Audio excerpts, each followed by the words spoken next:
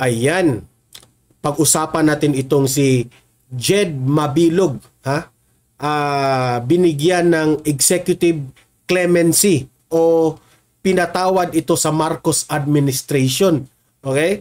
So, ganyan na po, ha? Dati itong si Jed Mabilog ay isa ito sa mga narco list ni former President Duterte. Ngayon, pinatawad na sa Marcos administration. Ito ay tinatawag na executive clemency. Ito po. Panoorin nyo itong trailer na ito. Isa pang mainit-init na balita, binigyan ni Pangulong Bongbong Marcos ng executive clemency si dating Iloilo City Mayor Jed Mabilog. Kinumpirma ito ni Executive Secretary Lucas Bersamin. Di ba? So, grabe, nag-iba na talaga yung ihip ng hangin dito sa Pilipinas. At ito, pangalawa nating pag-uusapan, itong isang netizen, no? Naka-receive ang kanyang anak siguro, ha? Bata kasi yung naka-receive, Shinare niya yung binigay raw ng akap na isang gulay. Okay? Isang pirasong gulay, binigay raw ito ng akap. Hiniwa pa ng 1/4, grabe.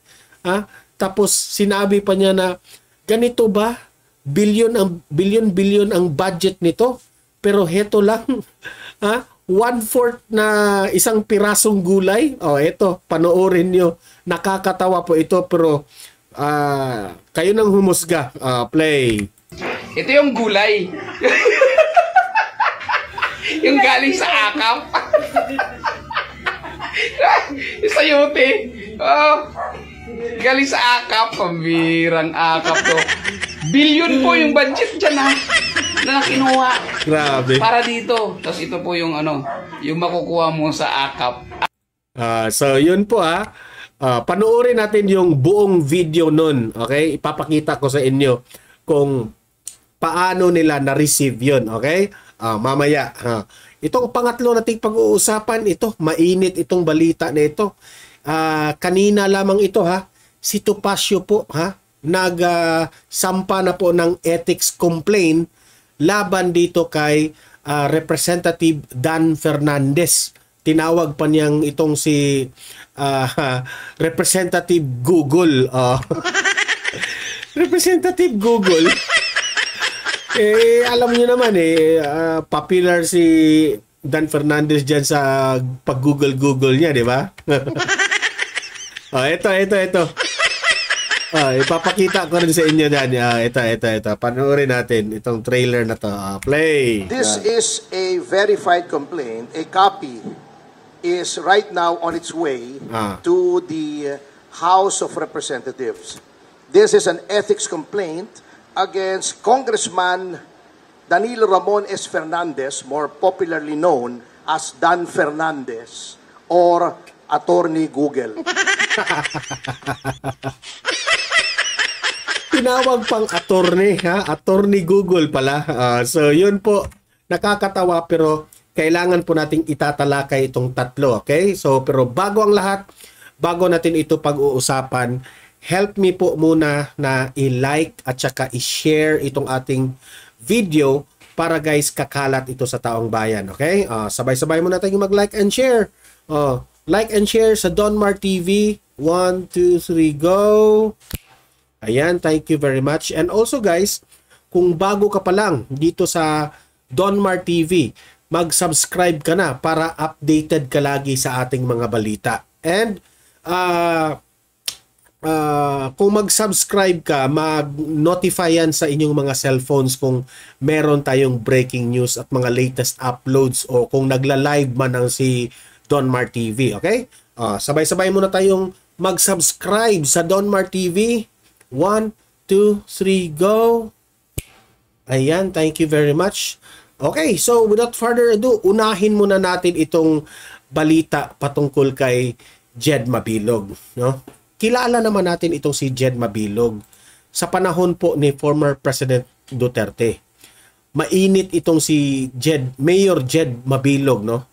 Kasi po, isa po siya sa mga listahan ni former President Duterte na involved dito sa bawal na gamot na itong mga Hindi ko alam ha kung anong mga detalye doon. Basta isa ito sa mga sinita sa panahon ng Duterte administration. Okay? Malaki ang ika nga sabi dito ng kasalanan nitong si Jed Mabilog. According to the intelligence sa panahon po ni former President Duterte. Pero bigla pong nagbago ang ihip ng hangin nitong si nangyari ngayon. Kasi po binigyan ng executive clemency itong si Mabilog dito kay Presidente Bongbong Marcos. Okay? So, alam niyo sa totoo lang nakakatawa ito eh. 'Di ba? Hindi ako manghusga kay Bongbong Marcos. Di ko lang alam bakit binigyan niya ito ng executive clemency. Marami ang nagtatanong, ano bang executive clemency? Ang executive clemency, sa pagkakaalam ko, no, para yang parang pinatawad ka sa mga kasalanan mo o kung meron man sa dating administrasyon, no? At ngayon na nagbago na ang administrasyon, pinatawad na itong maalis ang record nitong si Jed Mabilog, Mayor Jed Mabilog, okay, sa mga paratang sa kanya ng dating administrasyon. Okay? Ito po yung full na balita at magre-react tayo dyan. Okay? Heto. Panuorin natin. Mabilog, pasok. Isa pang mainit-init na balita, binigyan ni Pangulong Bongbong Marcos ng executive clemency si dating Iloilo City Mayor Jed Mabilog. Kinumpirma ito ni Executive Secretary Lucas Bersamin. Ito raw ay dahil sa naging commitment sa good governance at natanggap na iba't ibang parangal at pagkilala ng Iloilo City sa ilalim ng pamumuno ni Mabilog. So, ibig sabihin, parang pinatawad po ng administrasyong Marcos o pinatawad mismo ni Bongbong Marcos itong si Jed Mabilog kasi pareho silang bangag. Sorry. joke lang yun joke lang yun. Pinatawad kasi raw sa kanilang sa Iloilo, no? Marami po siyang sigurong magandang nagawa. Kung ulitin natin yung sinabi ng balita Sa good governance at natanggap na iba't ibang parangal at nakatanggap po siya ng iba't ibang parangal. Kaya naman pala. Akala ko pinatawad siya kasi parehas lang bangag. Joke lang yun. Sorry. Pinatawad imagine that one mainit ang pangalan ni Jed Mabilog. Pero ngayon, malinis na ang kanyang pangalan. Diba? Talagang malinis na ang kanyang pangalan. Dati, siya yung parang kontrabida ng bansang Pilipinas. May isa siya sa mga narcolis, ganon. Ngayon, siya na ang malinis. Si Duterte na ang kontrabida. Ay, nako. Alam niyo, sa totoo lang, ang buhay nga naman, no? Ang gulong ng mundo. Ay, nako.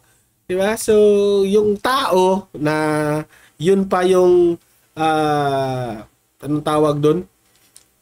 Nanghihikayat na maging malinis ang bansang Pilipinas. Yun pa ang nadihado. Yun pa ang ginigipit ngayon. Kawawang Duterte. Ay, nako. Di ko lang alam. Hindi ayaw kong manghusga kay Mabilog. Okay? So, yun po ang nangyari. Kilala ng Iloilo City sa ilalim ng pamumuno ni Mabilog. Ang executive clemency na ginawad kay Mabilog ay kaugnay sa administrative case na isinampa kay Mabilog. Noong nakarang Setyembre na magbalik bansa si Mabilog at nagpiyansa sa kasong graft na isinampa ng Ombudsman. Kaugnay ito sa umunoy pakikialam ni Mabilog sa pagbibigay ng government contract para sa towing services. Meron pa nga siyang mga ibang kaso, di ba? Pero, wala na, malinis na. Tumistigo rin si Mabilog sa mga pagdinig ng Kamara at Senado noong... di ba?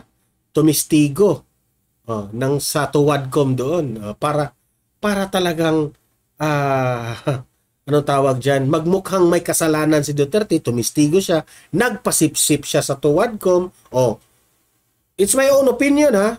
Sa tingin ko, nagpasipsip talaga siya. Nagpasipsip siya sa administrasyong Marcos. Okay. Ang pagsipsip ni Mayor Jed Mabilog, effective nga naman. Ang kanyang pagsipsip sa administrasyon. Kasi, binigyan ng executive clemency. Di ba? Ayan.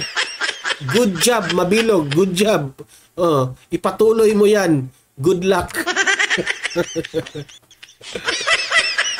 Di ba? So, ganyan na. Si Duterte na ngayon ang masama.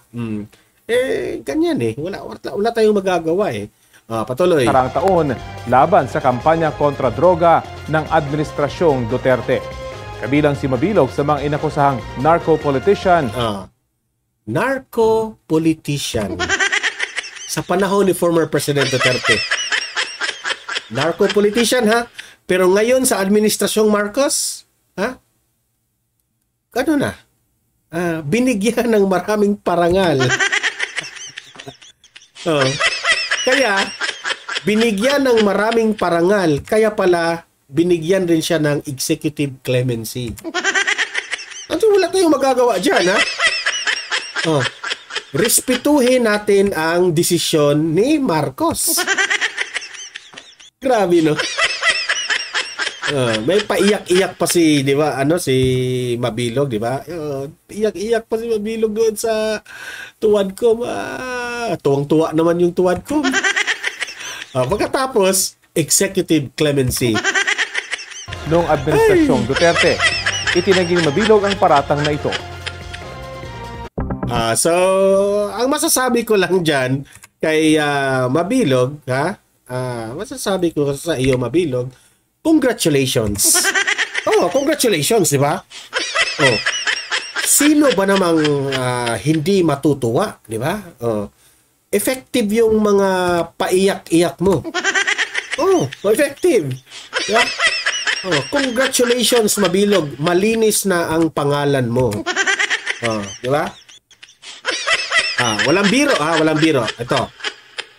Hindi ko lang alam, iba kasi yung nag-handle sa panahon ni former President Duterte.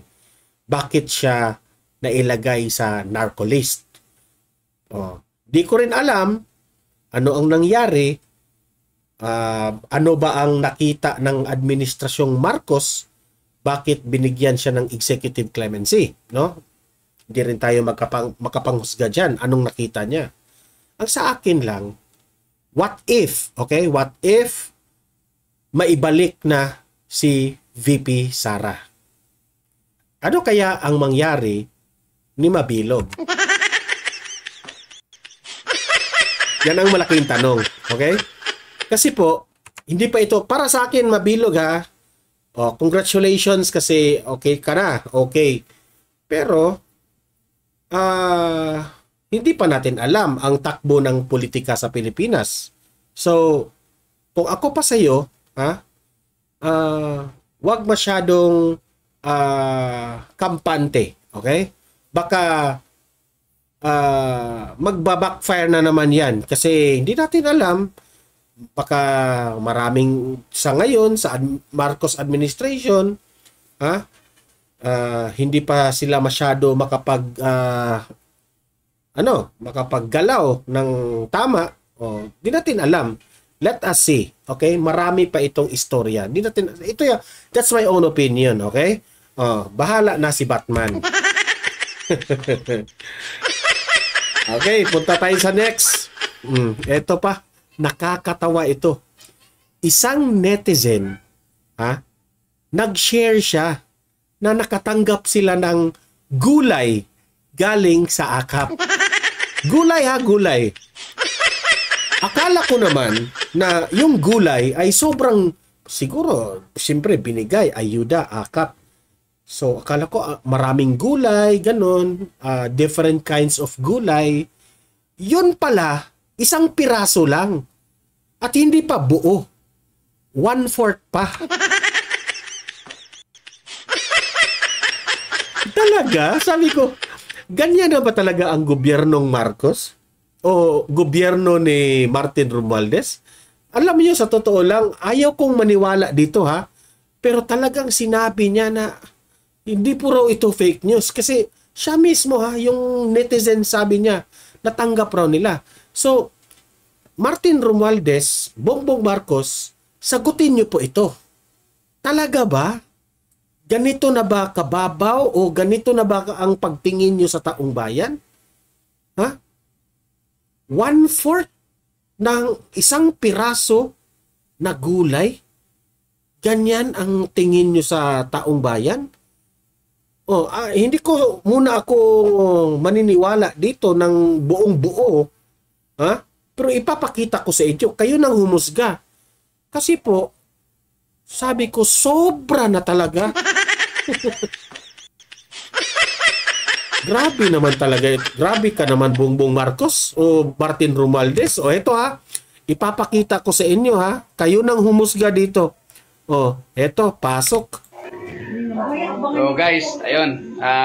Mayroon ako ipapakita sa inyo. Kasi yan yung netizen ha. Talagang nag-video siya. meron ditong bata na binigyan ng... meron ditong bata. Di ko lang alam kung anak ba niya o sino yung tinutukoy niya. Meron ditong bata na binigyan raw. ng gulay. Gulay. Akala ko, akap eh. So marami siguro ito. Tulong ba? Para sa ba yun? Ba't may gulay? Bigay nga galing sa... ayun.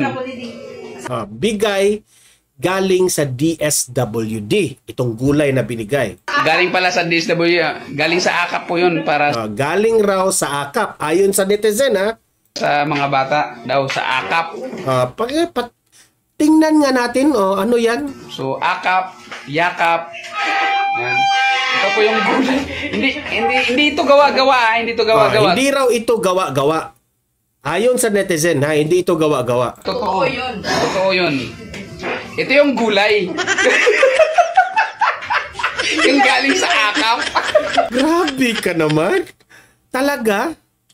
Sagutin mo ito, Martin Romualdez. O kusino, DSWD. Sagutin mo ito, totoo ba yan? 1/4 pa ng buo ng gulay? I think opo ba yan na gulay na yan? Pero, bali, insulto naman yan sa taong bayan. Nakaka-insulto naman yan, Grabe.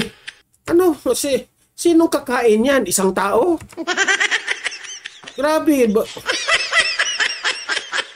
Ito ha, kung totoo man, insulto talaga ito. Pero kung hindi yan totoo, magpaliwanag kayo. Ha? Kasi po, nakakahiya po yan sa gobyernong Marcos. Sa panahon po ni Duterte. Ayan siya mismo na binigyan sila, natawa nga sila eh. Sayote. Sayote pala Sayote, hindi pa buo. 1/4 pa.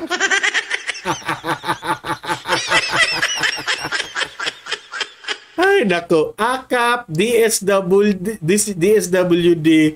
Ay, nako. Okay kayo. Good job. Ay. Galing sa AKAP. Pambirang AKAP to. Pambirang Ako hindi ko pinagtawanan ang gulay. Hindi ko pinagtawanan ang gulay. Kasi grasya yan ng Panginoon. Ang nakakatawa po dito is ganyan na lang ba ang pagtingin nila sa taong bayan? Natatawa ako. Dinaanan lang natin ito sa tawa. Kasi po, anong akala nila sa atin? Mabubusog ba ang isang pamilya dyan? Ganyan na ba ang pagtingin nyo? Sa tingin nyo, yung isang 1/4 na sayote, sa tingin nyo, busog na lahat ng pamilya niyan? Grabe. Nakakatawa. Billion po yung budget dyan Correct. Na kinuha. Billion yung budget. Pero 1/4 na sayote ang binigay. Good luck. Para dito. Tapos ito po yung Hindi po kami nang aakusa na nagkokorap ang gobyerno Hindi kami nang aakusa. Pero 1/4 na sayote sa bilyones na budget, di ba? Hindi kami nang-akusa. Hindi kami nang-akusa. Magpaliwanag. Kailangan lang namin ng paliwanag. Okay? Kailangan lang namin ng paliwanag. Play. Kuha mo sa AKAP. AKAP, maraming salamat po. Nagpapasalamat po ako ng todo. Nagpapasalamat pa rin sila. Kay Congressman Martin Romualdez, sir. Thank you so much sa gulay mo. Martin Romualdez, good job! Ano? Ayan po, AKAP kay Congressman Kimbo. Yan. Dinamay pa si Kimbo. Thank you sa gulay. Okay, so yun po. Kayo nang humusga. Hindi yan galing sa atin. Galing po yan sa isang netizen. Hindi naman niya sinabi na pro Duterte siya o anti-Marcos siya. Wala siyang sinabi. Siya lang po ay ipinakita nila kung ano yung binigay ng DSWD ng AKAP. Okay? Pinasalamatan si Kimbo at si Martin Romualdez doon. Good job! Ayun. Ako, anong nangyari? Yan ang, to be fair, ano ang nangyari? DSWD, magpaliwanag kayo doon. Kasi, sa tingin ko, yung akap-akap na yan, sa mga ayuda na yan, nagmamayabang ang gobyerno patungkol dito eh. Di ba? Kung matatandaan natin, si Zaldico, talagang nagmamayabang siya dito sa akap na ito, di ba? So, hindi ko naman ma-blame si Zaldico kasi opinion niya yan. Ngayon, ipaliwanag nyo ito. Anong nangyari doon? Kasi po, kung totoo na ganyan po ang ipinamimigay nyo sa AKAP, parang ini-small nyo lang ang parang ini-small nyo lang So, we need explanation. Kailangan po lang explanation ito. Baka nagkamali lang siguro o ganyan. Pero ayan, coming from the netizen na mismo. Okay? So, hindi naman natin mabiblame yung netizen kasi po, yun ang natanggap.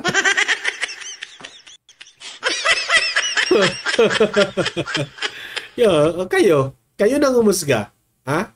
Iboboto nyo pa rin ba? May nakikita pa ako kung hindi ko lang alam kung gaano yun katotoo May nakikita pa akong Okta research daw ron, Okta survey na si Martin Romualdez raw ang pinaka-trusted government official. Naku po. Okay. Sa bagay, opinion nyo yan. Sabi pa, may nag-comment pa doon. Okta research. Kayo. Talagang masarap ang hapunan nyo dyan. So, syempre, tayo ay dinaanan lang natin sa tawa pero the government has to explain para maunawaan natin kung ano ang nangyari. Okay, to be fair naman. Sige. Okay, move tayo sa next nating pag-uusapan. Ito po ay patungkol dito sa latest na balita na itong si Attorney Topacio. Nagsampa ng ethics complaint laban dito kay Representative Dan Fernandez. Na tinatawag niyang si Attorney Google. Attorney Google. So, alamin natin ang buong detalye patungkol dito at magre-react tayo. Okay? Kanina pala nakita natin si Dan Fernandez sa mga ilang mga mainstream media. Nagpapa-interview siya patungkol doon sa mga vloggers, mga media, na mga fake news, patungkol sa fake news na i-hearing nila sa Tuwadcom. Okay? So, abangan natin yan. Yun ang kanyang nag-explain naman si Dan Fernandez doon, kung anong layunin doon sa mga Tuwadcom. Pero, bago doon, ito muna. kay Attorney Topacio. Okay. Dan Fernandez, good luck dito. This is a verified complaint. A copy is right now on its way to the House of Representatives. Ngayon lang ito ha. So, yung kopya ng complaint, ethics complaint, inihatid na raw sa House of Representatives. This is an ethics complaint against Congressman Danilo Ramon S. Fernandez, more popularly known as Dan Fernandez or Attorney Google.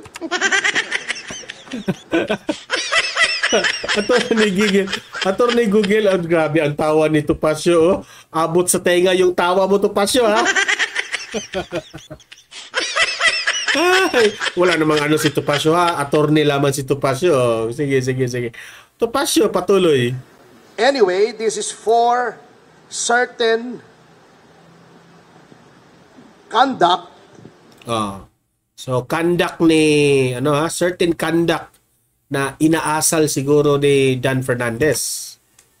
Unbecoming of a member of parliament and parliamentary conduct which were committed during the hearings of the Quadcom. Patay tayo dyan, Dan Fernandez. Di ko lang alam kung anong magiging reaksyon, ha? Antayin natin ang reaksyon ni Dan Fernandez dito. I will just give you the general details anyway. I will be leaving this copy for you, and those who wish for soft copies, I will viber to you later immediately a soft copy. If you recall, noon pong nililitis o dinidinig yung tungkol sa mga pogo, kinatawan ko po roon. Nirepresent ko si Miss Catherine Cassandra Leong. Si Cassandra Ong pala ito. Patungkol sa Pogo. Dan Fernandez, may ethics complaint ka. Patungkol doon. Good luck. Dan Fernandez. Ayan na, Dan Fernandez. Ha? May katapat ka na. May katapat ka na. Ito hindi ito kagaya ng mga hearing lang sa Quadcom. Ito ay, sa tingin ko, itong complaint na ito, pwede itong sa korte. So mas ito talagang pagbabasihan dito yung talagang ebidensya kasi naka-video yung hearing ninyo. 'Di ba? Ebidensya na 'yon. So good luck. Good luck, 'di ba? At lahat naman po tayo saksi sa ginawang paglabag sa mga karapatan ni... Kitang-kita sa hearing. Ano kaya ang nilabag ni Dan Fernandez? Yan ang malaking tanong. Ano ba ang nilabag ni Dan Fernandez o nilabag ba talaga? Okay? May nakita ang mga lawyer. Lawyer, syempre, attorney si Topacio, di ba? So may nakita siyang may nilabag si Dan Fernandez. Miss Cassie Leong. Specifically, not only the deprivation of the right to counsel, but physically. Makinig kayo ha. Ito na. Physically, this was unprecedented in legislative history in this country. Nahaharangin mo yung abogado at hindi mo palalapitin sa kanyang kliyente during a legislative hearing. Bawal pala yun. So, Dan Fernandez, ano ba ang nakain mo? Bakit ayaw mong palapitin ang mga legal counsel o mga lawyer o attorney ni Cassandra? Diba?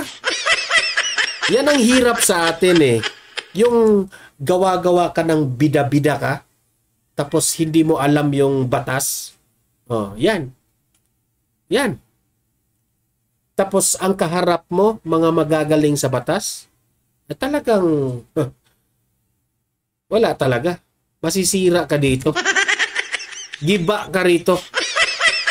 sapagkat ang karapatan na magkaroon ng abogado upang makipagsangguni ang isang testigo sa legislative hearing ay ginagarantiya ng walang iba kundi ng ating saligang batas. Number 2, pagwawarning sa abogado na huwag bigyan ng payo ang kanyang kliyente. Saang planeta po acceptable ang ganoong behavior? Na, Dan Fernandez, bakit mo ginawa yun? Alam naman natin na itong si Atty. Topacio, magaling ito na abogado. Ayan.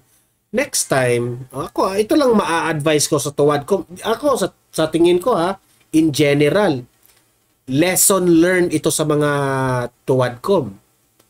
Kasi sometimes, marami ang nagsasabi, hindi ako marami po ang mga nagsasabi, mga kalaban ng mga Tuwadcom, na mga attorney rin sa mga napakinggan ko, na maraming beses na itong mga Tuwadcom ay sa tingin nila nagpa-power tripping. Hindi maganda yun. Dapat yung mga resource person na ini-invite natin sa hearing, dapat respetuhin natin. Isa na dyan example. Marami ang nagsasabi na in-overuse nyo ang pag-contempt dyan. Meron dyan. Meron dyan, isa mahilig talagang mag-contempt. Mananakot na, contempt ka kapag hindi ka magsisinungaling ka. Ganyan. Hindi yan maganda kasi sa napansin ko sa kasaysayan ng bansang Pilipinas, itong mga congressman na itong members ng mga Tuwadcom, sila lang po ang medyo sa tingin ng mamamayang Pilipino mga mayayabang Sa totoo. Ako personally ako nayayabangan ako dito sa Tuwadcom. Nasasabihin mo, Atty. Topacio, do not approach your clients, otherwise you will be cited in contempt. How is that even possible? Correct. Ina-abuse nga nila yung contempt Di ba? Kasi para nga sa akin wala nang equality, di ba? Kayo, hinalal kayo ng taong bayan, it doesn't mean you have to abuse your power. Di ba? Grabe. Number 3, yung hindi po pagbigay ng right to remain silent and the right against self-incrimination sa isang... di ba? Kung matatandaan natin kung anong ginagawa nila kay Grijaldo. Pinagalitan si Grijaldo. Di ba? Testigo. At si Congressman Fernandez, bagamat hindi abogado, hindi ko naman sinasabing kapag hindi ka abogado ay hindi mo na alam. Hindi, abogado siya Sabi mo, abogado siya, di ba? Atty. Topacio. Attorney Google. Attorney Google, abogado. Ang nalalaman niya, mag-Google muna siya. Okay? Mambatas.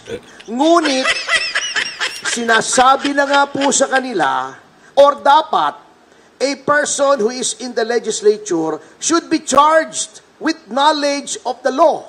Because, number 1, they are lawmakers. Paano kang gagawa ng batas kung ikaw ay walang alam sa batas?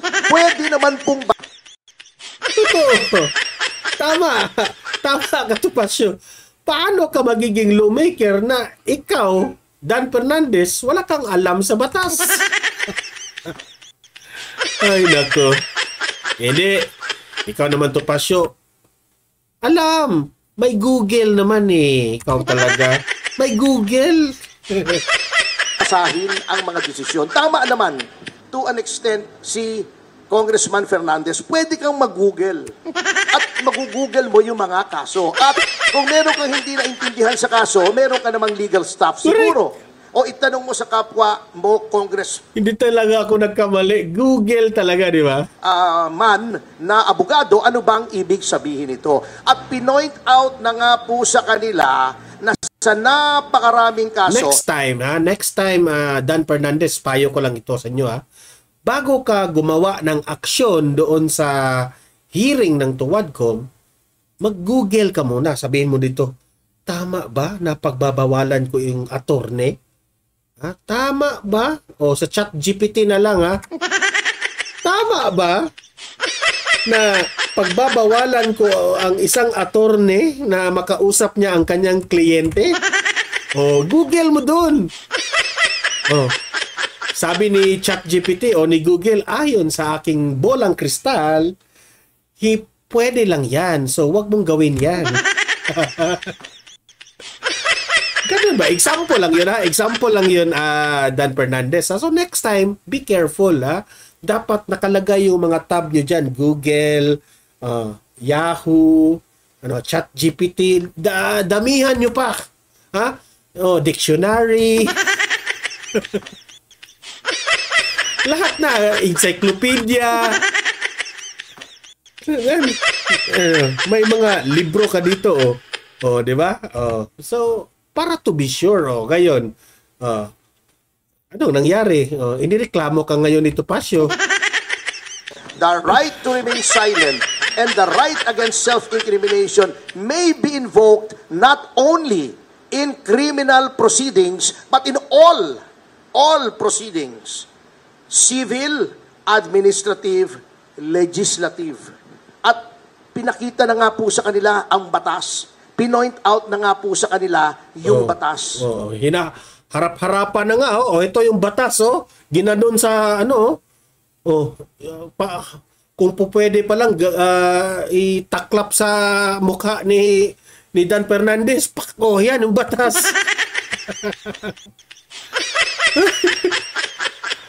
Ito matitigas sometimes ng mga ulo itong taong to Bakit ayaw pa nilang sundin? Correct. That is also against the oath that they have. Hindi nila sundin, mataas ang kanilang pride. Diba?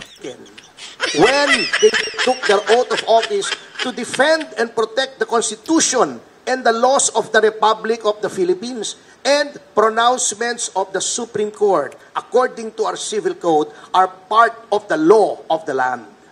So yan po ang isang violation, Number 2, yun pong the right of a witness to be treated with dignity and with respect. Kapag ikaw ay tinatawag, na violate po yan. Binabastos po nila ang mga witnesses, not only my client. But of course, I have no right to complain on behalf of the other witnesses who are also represented by counsel. Saksi naman ang taong bayan dyan Hindi lang si Cassandra, di ba? Yun po. Number 3, yung pronouncement. Kami lang siguro, yung taong bayan, tayong taong bayan na naka-observe doon sa mga hearing na dun, hindi lang natin alam ang batas. Pero marami na palang mga batas na nilabag nitong mga Tuwadcom na ito dito sa mga resource person. Di ba?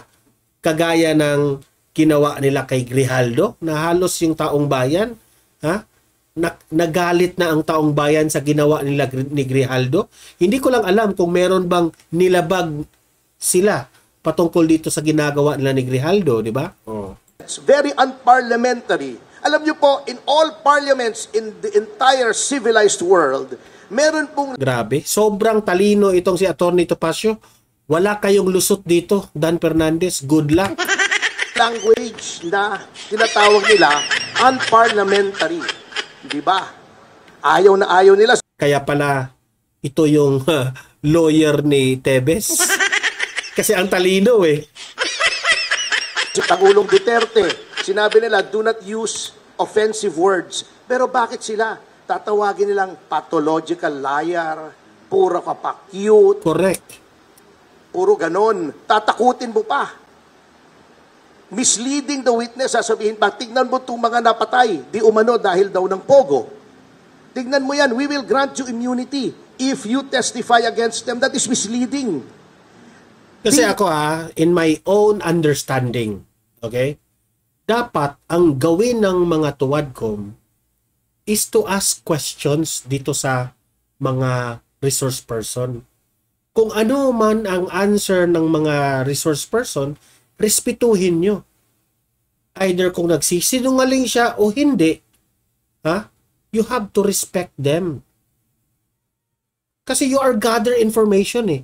Tinatawag ka silang resource person kasi you are gathering resources from them. Now, how can you judge them? Nasasabihin nyo, I don't like your answer, nagsisinungaling ka. Bakit? May katabi ka bang witchcraft na makapagsabi kang nagsisinungaling siya? Di ba? Legislature cannot grant immunity. It is only the prosecution in certain cases and the prosecution with the consent of the court in other cases that may grant immunity by way of making a witness, a state witness. It is not for the legislature to grant immunity. They can only grant transactional immunity, which I can explain later on, but they cannot grant complete immunity. So, pagsama-samahin niyo yan, ayaw nilang pakausap sa abogado bago tatakutin nila para magsalita against her right to self-incrimination and against the right to remain silent. Pagkatapos, igagrant mo na, papangakuan mo ng immunity na wala ka namang kapangyarihang ibigay. All of these are parliamentary conduct. And nakalagay po, may rules of conduct, hindi lamang ang miyembro ng mababang kapulungan, kundi ang mga public officials on how they conduct themselves. And it is my respectful contention that Congressman Fernandez has violated these norms of conduct. Ngayon, bakit sa Ethics Committee? Kasi may nakalagay po sa ating konstitusyon na yung mga ginagawa po ng isang... Alam nyo, no? Si Atty. Topacio, detalyado po. Itong reklamo na ito, detalyado talaga. So wala kang lusot si Dan Fernandez dito. Miyembro ng legislatura, they can only be made liable therefore in no other place than the legislature. That's why may committee on ethics. They are supposed to police themselves. Now huli na po, bago tayo pumunta rito, and I feel this is also of equal importance in this case. Sasabihin nila, walang mangyayari dyan sa complaint mo kasi sila din yan eh. Si Congressman Espares ang head ng Committee on Ethics. Pagtatakpan lang nila yung sarili nila. Well, unang-una, I would like to give our lawmakers, at least the majority, the benefit of the doubt. Although I doubt the benefit. Ngunit, by doing this, I want to prove two things. Number one should not sit idly by while the rights of persons are being trampled upon by the legislature. Dapat may magreklamo rito. Otherwise, gagawin nilang palagi yan sa lahat ng witnesses. Notwithstanding. Sa madaling salita, aabusuhin nila ito. Diba? So, dapat, kahit sa kanila pa rin ang ethics complaint, dapat maipakita sa legislative na meron talagang nagreklamo. At yan si Topacio. Di ba? Good luck. The caveat of the Supreme Court in Ong versus Senate Blue Ribbon Committee, which by the way, I argued before the Supreme Court, which says that all witnesses must be given due process. Bina-violate na po nila yan. Number two, by filing this, I want to hold a mirror up to our honorable congressmen. Tignan nga po natin, tignan nyo ang sarili nyo, kung anong ginawa nyo sa mababang kapulungan, which is supposed to be an august body, which is supposed to be populated by honorable men and women, kaya nga honorable ang tawag sa inyo eh. Are you really honorable? Are you really august? Kaya nyo bang ipolice ang inyong ranks? Do you still have any shred of decency left in your bodies para makita na mali ang ginagawa ng isang miyembro ninyo at disiplinahin ninyo? Because by no stretch of the imagination is such conduct exhibited by Congressman Fernandez allowable or should be countenanced or tolerated by anyone? Okay, so yun po ha. So magre-react po tayo dyan. Alam niyo sa totoo lang, no? Itong pagfa-file ni Attorney Topacio ng ethics complaint laban dito kay Dan Fernandez, ito yung simula, okay? Na maipakita po sa sambayan ng Pilipino na mismo meron ng mga may alam sa batas na makapagsabi na meron talagang mali sa sistema nila. So, ako if you will generalize this, kung babasahin mo sa malayo, no? Isa lang naman talaga ang dahilan dito bakit nagkagulo na ito eh. Kasi sa panahon po ni former President Duterte, itong mga kongreso, hindi naman ito nagkaganito eh. Bakit ngayon lang ito? Of course, sa madaling salita, dahil po ito sa House Speaker. Oh, totoo. Ako yung analysis ko dito, isa sa mga dahilan na nagkakagulo po ang unity team ay dahil po dito sa kay Martin Romualdez. Isa sa mga reason bakit ang sobrang daming hearing patungkol po dito sa mga Duterte at yung mga iba pang mga pogo na pilit nilang i-connect ito sa mga Duterte, walang iba. Utos kay analysis lang ko ito analysis ko to. I might be correct, I might be wrong. Posibleng utos sa taas. Kaya nga, hindi ito sana nagkaganito Hindi sana ito nagkawatak-watak itong unity team. Kung hindi dahil dito sa taong to. At ang maipayo ko lang sa mga tuwadkom na mga kongresista. Sana naman, mga sir, mga ma'am, huwag kayong magpadala dahil magpasipsip lang kayo sa amo ninyo, sa mataas ninyo, magpasipsip kayo. Kung ano ba ang matanggap ninyo kung gawin nyo ang mga utos na yan. O natatakot ba kayong hindi kayo mabigyan ng budget sa mga probinsya ninyo, sa mga proyekto o mga ano ninyo? Wag kayong mag-duel o wag kayong wag niyong unahin ang Panginoon niyo diyan o yung amo ninyo. Ang unahin niyo yung taong bayan. Di ba? Lagi nating binabanggit yung taong bayan. Pakinggan nyo kung ano ang isinisigaw ng taong bayan. Yung INC, Iglesia ni Cristo. Ano yung panawagan? Di ba? Parang kumakampi sila kay VP Sara, di ba? Parang nilalaglag nila yung kongreso. Bakit sobrang dami po ang mga, di ba? Ang mga usap-usapan patungkol sa korupsyon.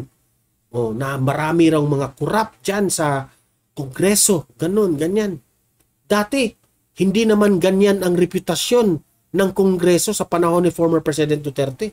Bakit ngayon, usap-usapan yung korupsyon dyan.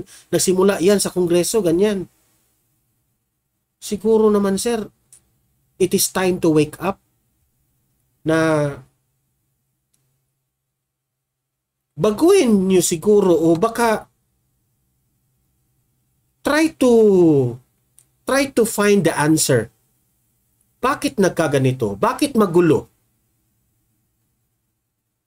Dahil ba sa isang tao ito? Nahawak kayo? Di ba? So try to, tama na ba itong ginagawa ninyo? Di ba? So hindi naman kami makapaghusga, kaming taong bayan, ang alam lang namin is kailangan po namin ng transparency sa mga ginagawa ninyo. Di ba? Ang daming mga reklamo, magpaliwanag kayo. Kung nagsisinungaling kayo sa taong bayan sa mga paliwanag ninyo, nasa inyo na yan. Okay? Ang konsensya ninyo, nasa inyo na yan. Okay? So yun lang po ang aking masasabi.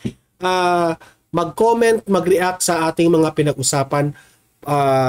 Let's continue the conversation sa comment section. Okay? Don't forget i-like at saka i-share itong video na ito para kakalat sa taong bayan. And sa mga bago pa lang dito sa Donmar TV, mag-subscribe na po kayo. Importante yan para updated kayo lagi sa ating mga balita. At mag-notify rin sa inyong mga cellphones kung meron tayong mga bagong updates at mga bagong uploads. By the way, subscribe rin sa aking second YouTube channel, Donmar TV, Balitang Totoo. Again, that's Donmar TV, Balitang Totoo. Nag-a-upload po tayo ng mga videos doon na hindi natin ina-upload dito sa main channel natin. Okay? So guys, maraming salamat sa mga nanonood. See you in my next video. See you in my next live. Have a great day, have a great night, and God bless po sa ating lahat. Mabuhay ang Pilipinas. Bye-bye!